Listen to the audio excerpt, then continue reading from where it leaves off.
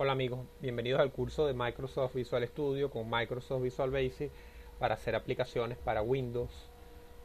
Vamos a comenzar diciéndole que podemos utilizar para este curso Microsoft Visual Studio tanto la versión 2005 como 2008 como 2010.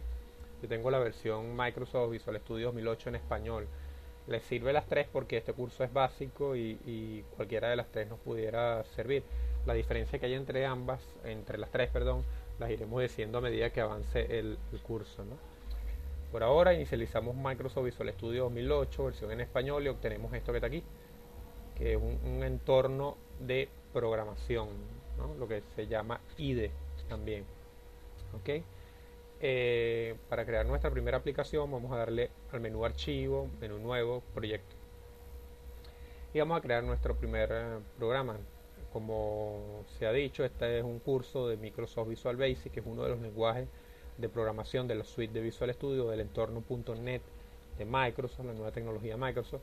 Pero además hay otros lenguajes como C Sharp, C++ y otros que bueno, no vienen a discusión en este curso, no se van a estudiar en este curso.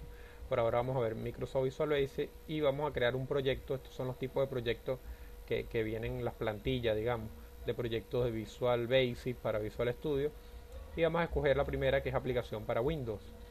Aplicación para Windows es la aplicación que quizás todos hemos trabajado con una, que es una aplicación que corre en Windows y es un ejecutable, ¿no? A diferencia de las aplicaciones web que corren dentro de un explorador, como Internet Explorer, Mozilla. Estas aplicaciones son la clásica ventana que vamos a ver cuando inicialicemos el proyecto.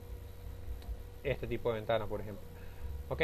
Cuando vamos a hacer una aplicación en Visual Basic con Windows Form, nos solicita aquí un nombre del proyecto. Vamos a colocarle mi primera aplicación Visual Basic.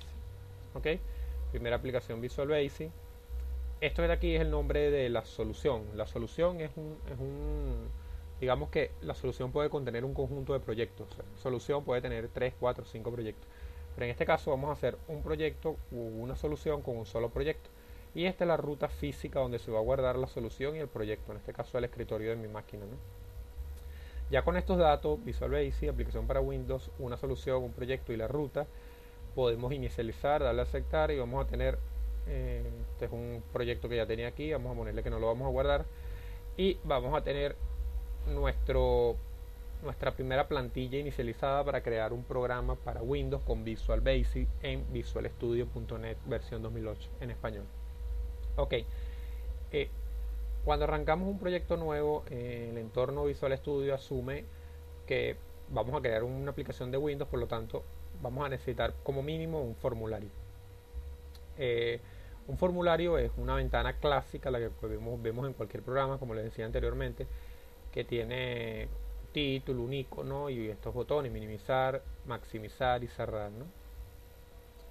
La única funcionalidad que tiene en este momento este programa es estas tres cosas que están programadas por defecto en toda ventana de Windows, ¿no? Si ejecutamos el programa en este momento con este botón iniciar depuración o ejecutar F5, tendremos esta ventana y este es un programa. En realidad no hace nada, no tiene botones, no tiene... Esto sí lo hace, es una programación que ya está hecha en todas las ventanas del entorno Windows y esto ya lo hace. Pero no tiene mayor programación, ¿no? Ok, entonces vamos a comenzar a dar unos conceptos básicos que hay que tener en cuenta y hay que conocer bien para poder trabajar en programación orientada a objetos. Programación orientada a objetos, bien con Visual Basic o bien con los otros lenguajes que vimos cuando inicializamos el proyecto, Visual C Sharp, Visual C++, u otros lenguajes de otras casas que no son Microsoft, como Java, por ejemplo, que lo deben haber escuchado. Okay. Eh, para programar un objeto hay que tener presente, claro, lo que son los conceptos de programación orientada a objetos que le voy a dar. Ok, el primer concepto como tal es objeto. Aquí, en esta aplicación que creamos, ya vemos nuestro primer objeto. Esto, el formulario, es un objeto. Él de por sí es un objeto. ¿Cómo pudiéramos definir objeto de la manera más fácil? Objeto es, digamos, un programa, un bloque de código que hace algo en particular, que lo identifique y que lo diferencia de lo demás.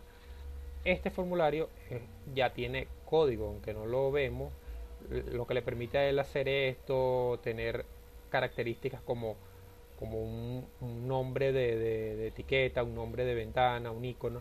Ya todo esto forma parte de un código preelaborado. Por eso es un objeto que hace una función en particular. En este caso es una ventana, hace las funciones de ventana. Eso es lo que conocemos como objeto, ¿no? Programación orientada a objetos parte de este sencillo ejemplo de lo que es un objeto. También tenemos el concepto de clase. Clase, digamos que es el molde de donde salen todos los objetos. Cuando el entorno de Visual Studio arrancó este programa y creó este formulario lo creó partiendo de una clase, es decir, partiendo de un modelo, diciéndole, mira, agarra este modelo y crea un semejante o un igual, independiente, que a la final va a ser independiente. Es como un molde de tortas, donde hacemos una torta y después cada torta es independiente y tiene su tiempo de duración, su tamaño, su color, etcétera, ¿no? Entonces, ya aquí tenemos nuestro primer objeto. Y vamos a ver otras clases, lo que le decía, moldes de donde podemos sacar otro objeto. Si vemos aquí cuadro de herramientas, esto en esta ventana que tenemos aquí tenemos un conjunto de clases, son clases donde podemos crear otros objetos, ¿no? Por ejemplo, un objeto muy conocido es un botón. Si agarramos esta clase botón y la arrastramos aquí, creamos un objeto de tipo botón. Entonces ya nuestra aplicación va a tener dos objetos, el objeto formulario y el objeto botón. El objeto formulario que arrancó de una clase formulario y el objeto botón que arrancó de una clase botón. Podemos agarrar la misma clase botón y creamos, o lo que llamamos en programación instanciamos otro botón. Y ahora de la clase botón sacamos dos objetos, botón 1, botón 2. En estos momentos se convierten en objetos independientes, cada uno puede tener su tamaño, su color, su texto aquí y eso. Pero esto lo vamos a ver después, ¿no? Con más detalle, lo que son las características. Aquí podemos agarrar otra clase y, por ejemplo, una clase conocida es la clase textbox. Textbox es una caja de texto donde un usuario escribe algo, ¿no? Y aquí agarramos la clase textbox, que es esta, y creamos un objeto de tipo textbox. Ahora tenemos cuatro objetos en nuestra aplicación: un objeto formulario, un objeto botón, dos objetos botón y un objeto textbox, partiendo de esta clase. Cuando las clases pueden tener interfaz visible, interfaz de usuario o no. ¿A qué me refiero con interfaz de usuario? Una interfaz de usuario es algo que se ve. Esto se ve, esto se ve, esto se ve. Pero generalmente las clases se ven. Pero hay unas clases que no tienen interfaz visible, es decir, no podemos ver. Pero siguen siendo clases y de ellas podemos crear objetos que utilizamos dentro de nuestro programa. Por ejemplo, una clase memoria. Pudiera existir una clase memoria que maneje la memoria del equipo y no necesariamente eso va a ser un botón o va a ser un textbox. Sin embargo, es una clase memoria de donde sale un objeto memoria y nos permite manejar la memoria del equipo. Eso es por darle un ejemplo, ¿no? Pero no tienen interfaz visible, el usuario no la va a ver. O para darles un ejemplo un poco más sencillo, aquí hay un objeto timer. Esta es una clase timer, es un control porque tiene interfaz visible. Lo podemos colocar aquí y está aquí. Fíjense que no lo colocó dentro del formulario. Esto también es un objeto, también es un control, pero a diferencia de estos objetos, este objeto no tiene interfaz visible, es decir, el usuario no va a ver el relojito. Después vamos a ver para qué se utilizan este tipo de objetos de tipo timer y para qué se utilizan, bueno, más o menos quien está viendo este curso puede tener una idea para qué sirve un botón, para qué sirve un textbox, para qué sirve un formulario, ¿no? Entonces, los primeros conceptos que hemos visto: objetos que nacen de clases. Las clases, cuando son visibles, es decir, cuando se pueden ver, se llaman controles también. Controles de donde nacen objetos.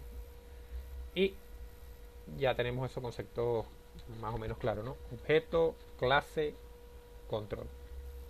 Bien, ahora vamos a ver otro concepto muy importante para la programación orientada a objetos, que son las propiedades. Este objeto ya tiene propiedades distintas a estas, y las propiedades las vemos aquí en esta ventanita que colocamos, que Visual Studio nos coloca por defecto aquí abajo a la derecha. Fíjense, este botón ya tiene una propiedad, por ejemplo, vamos a ponerla aquí, una propiedad tamaño, que no lo encuentro, que size, width, height, ancho y alto. Fíjense que ya él tiene estas características, pero ya este botón tiene otro ancho y otro alto. Es decir, este botón, este objeto que nació de una clase botón y este objeto que nació de la misma clase ya son diferentes, porque él tiene un tamaño y un alto distinto al tamaño y alto de él. Las características de un objeto, abrí esto sin querer, disculpen, vamos a cerrarlo. Las características de un objeto que están aquí son lo que llamamos propiedades. Es decir, volviendo al ejemplo de una molde de torta, tenemos el molde de torta, a partir de allí creamos torta, pero luego cuando la torta la piquemos o vaya pasando el tiempo y cambie de color, o si la mucho tiempo y se daña, eh, esas características que va adquiriendo la torta que salió de un molde y que la diferencia de otras tortas son lo que llamamos propiedades. Son estos que están aquí. El textbox, el objeto textbox también tiene propiedades que son propias de un textbox, que son distintos a esto. De repente puede tener también, distinto al botón, también puede tener un ancho, también puede tener un color de fondo, que también lo pueden tener los botones, una serie de características, pero hay algunas que son propias de él, ¿no? Otra característica que tienen los objetos, por ejemplo, los objetos de tipo botón tienen una propiedad de nombre text, que nos permite escribir lo que va a aparecer en lo que va a ver el usuario, ¿no? Clic, ponerle clic a esto aquí y cambiamos la característica text o la propiedad text del objeto botón a clic. Los objetos textbox también tienen una propiedad text. Aquí se escribe algo. Cuando cambiamos la propiedad text de un objeto textbox, vemos que eso es lo que aparece escrito en él. Bien, repasando otra vez, clases de donde nacen los objetos. Objetos son todo un bloque, un conjunto de código que hace algo particular, específico. Y propiedades son características de los objetos.